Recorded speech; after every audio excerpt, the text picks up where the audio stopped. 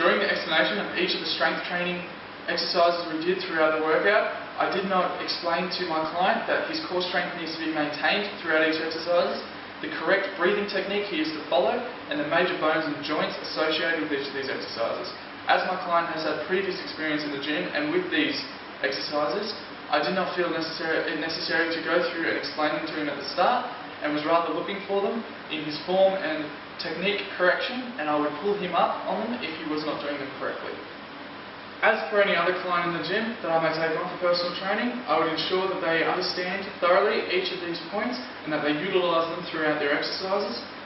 For example, I would ensure that they understand the correct breathing technique and that they follow an inhale on the eccentric phase of each of the exercises and an exhale on the concentric phase of each of the exercises. I'd make sure that they do this throughout their workout.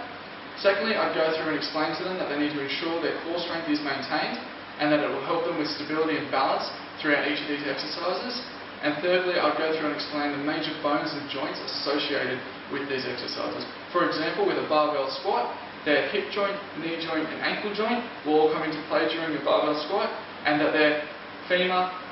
fibula and tibia, tarsals, metatarsals and phalanges will all come into play during the exercise. For a chin-up and a push-up, I'd make sure that they understand that their shoulder joint, elbow joint and wrist joint are all going to be at work during these exercises, and that their scapula, humerus, radius and ulnar, carpals, metacarpals and phalanges will all be used throughout this exercise as well. I'd make sure that my client understands all of these points before they undertake each exercise, so they have a full understanding of what they're actually doing. Lastly, during the circuit I took my client through for his cardio session, I did not go through and explain the energy systems that his body will be using throughout this type of training. This type of training, his body would be mainly using his anaerobic or lactic acid energy system to produce energy for this workout.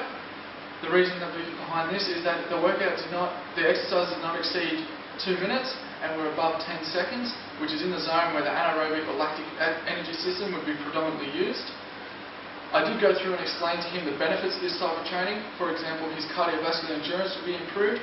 his muscular endurance would also be improved, and his elevated heart rate would get him up into the fat burning zone. All of these points target my client's goals